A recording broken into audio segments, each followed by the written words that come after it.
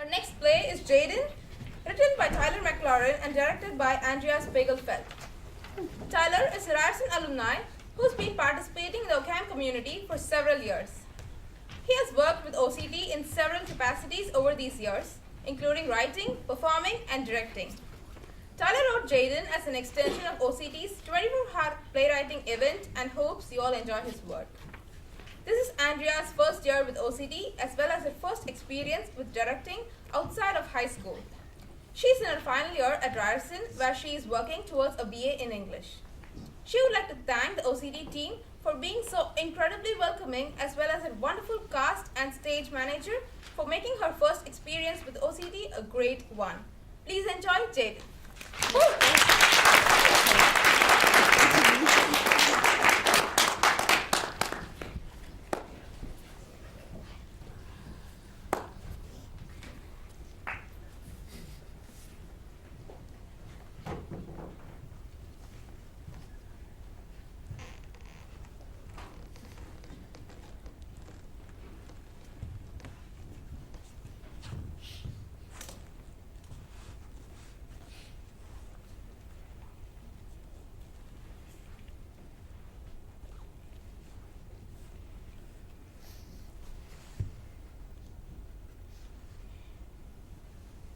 Jaiden was always so kind to me. Such a good spirit in that boy. I mean, they all have good spirits, but Jay, that boy's going places, I'll tell you that. You know, last year he came to visit me every week. We'd play chess and talk about the family and this and that. Well, he can't visit me so much anymore because he's so busy working, but he makes an effort of coming by every now and then. It's a good man who takes care of his grandma in her old age. It's lonely here. I mean, sure, there are other people around, but you folks are nice enough, but it's not the same as having your family around. Do miss them.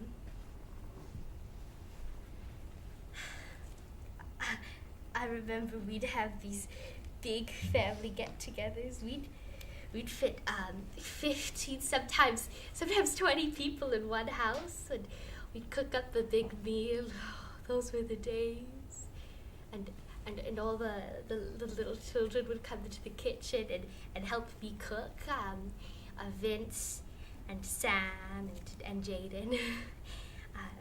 Vince was very smart, big brained, but he's always fussing about remembering things. And Sam was a big boy, always bossing the other children around. But Jaiden was the sweetheart of the group. Always so kind and caring and making sure everyone felt included. Whenever Vince and Sam would fight, it was always Jaiden that broke them up.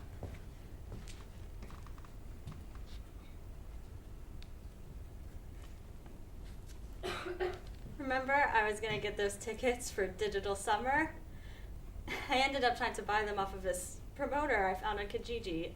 Look, tickets are $3.50 on Ticketmaster. This guy was selling them for $2.50 each. Pretty great deal, right? So I tell my friends, and they all want some, so now I'm getting 4. We were supposed to meet on campus, so I figure I'll do some studying while I wait for this guy. 10 comes, he texts me, he's on his way, he'll be here soon. 11 comes, I text him, nothing. 12 comes, nothing. So I'm on campus cramming for this fucking midterm, and I end up staying till like 1:30 studying. And I'm like, fuck, because I'm gonna miss the last subway. So I'm packing my stuff, and I just get this feeling, like this anxious feeling, like something's wrong. Should have fucking listened to that feeling, man. I should have just called an Uber or gotten a cab or anything else.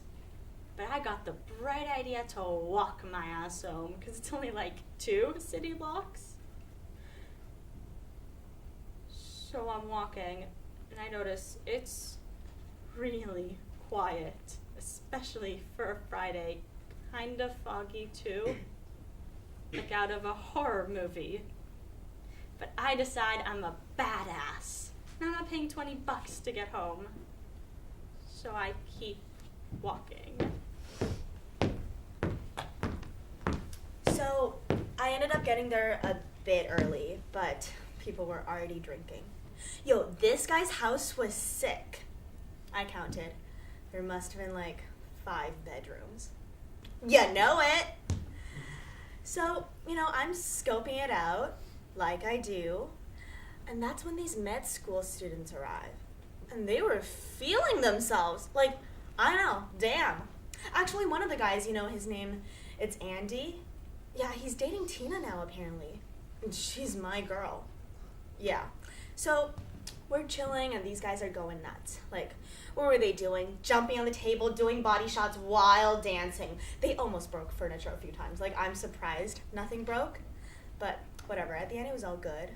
And after a long time, took a very long time, but finally, man of the hour arrives, and it was a big hurrah. We're all singing. I was singing a little happy birthday, cheering, and that's when it got really wild. Yo, this guy's parents got him a DJ, a dance floor, the whole deal.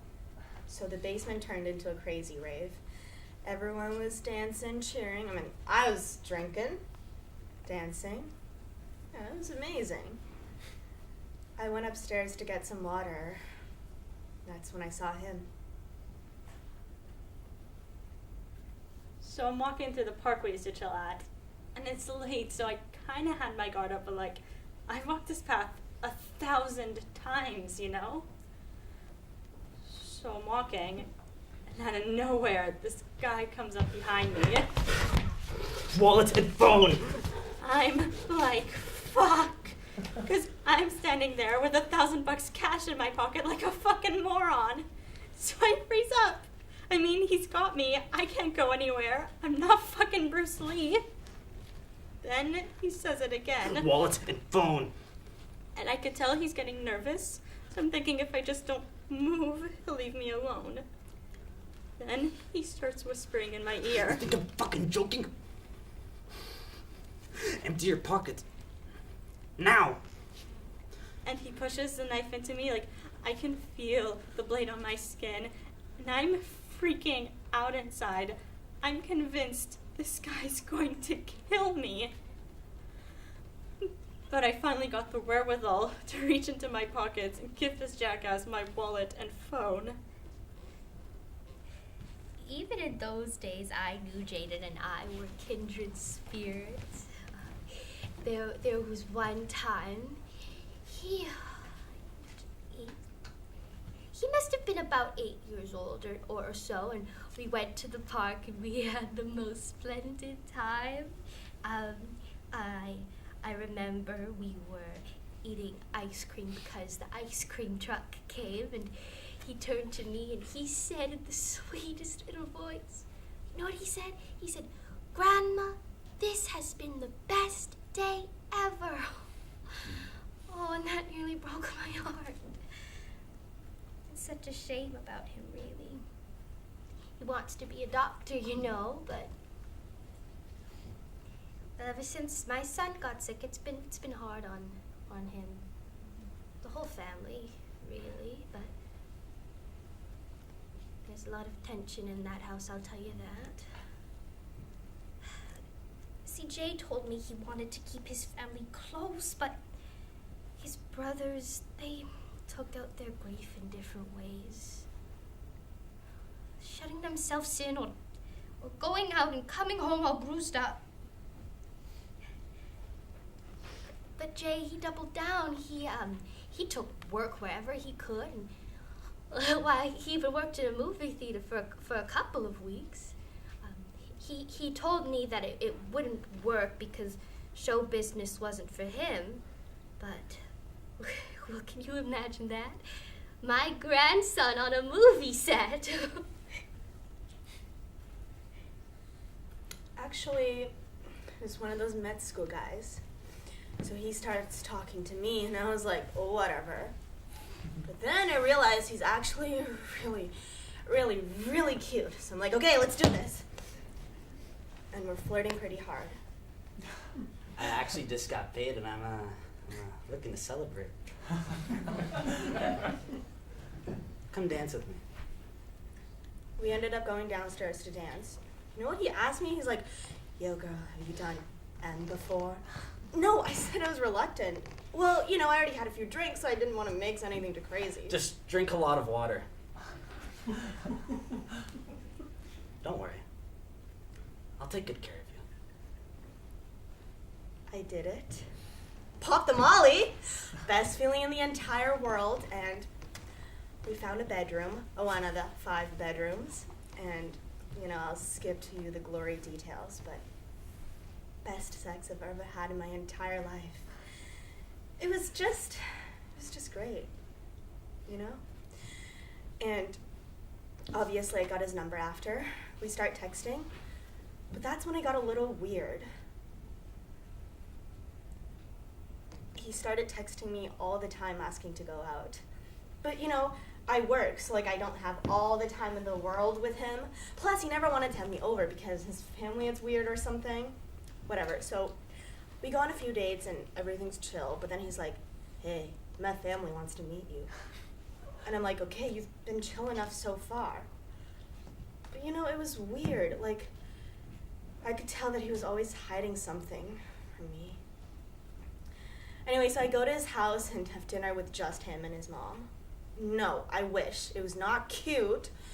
It was awkward. Like, my conversation with his mom, it was forced the entire time. Parents just hate me. But the thing is, meanwhile, we're having dinner. I'm hearing people coming home, like slamming on doors, but no one acknowledged it. It was weird. And then the knocking starts getting louder. People start yelling. It was a whole fiasco. But guess who was at the door? The fucking police! You know, turns out this guy's been trying to rob his way through med school. It all ended very, very fast. They came in and arrested him. You know, that's kind of why I never told you about it.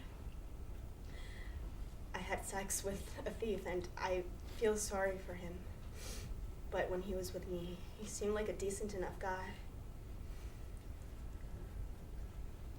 I don't know, man. While I was reaching into my pockets, something inside me just snapped. Like, I was so mad. I was so fucking mad that this guy was taking so much of my fucking money.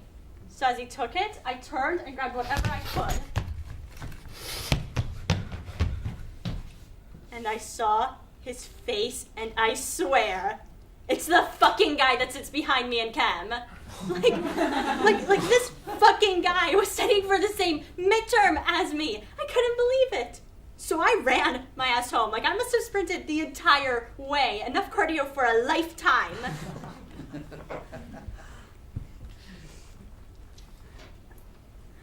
I called the police and reported it, but I don't know. I still feel uneasy.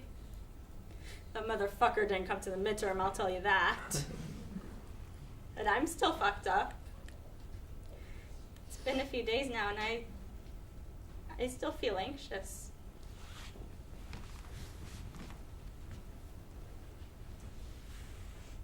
You never know who's gonna become your worst nightmare, you know?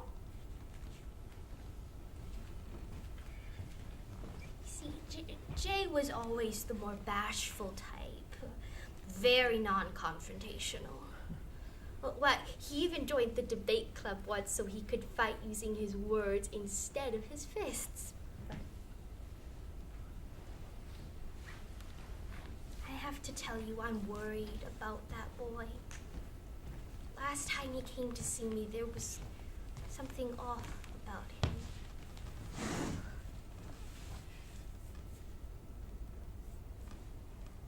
I'm gonna be laying low for a bit.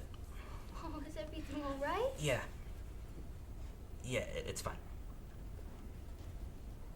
I'm just not gonna be able to see you for a little while. Oh. I'll still call you when I can. But I've got good news. My current job gave me a nice severance, so I should be able to pay off my tuition soon. That's great news. Yeah. Yeah, I'm really excited. I've got to go, Grandma. Oh. Oh, bye, baby. Bye.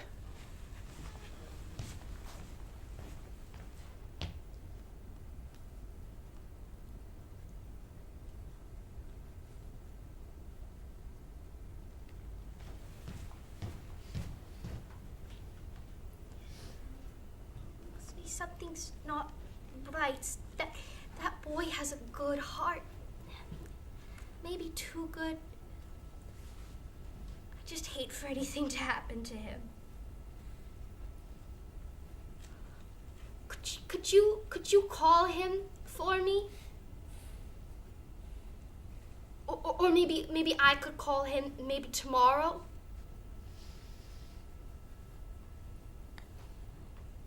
I do miss that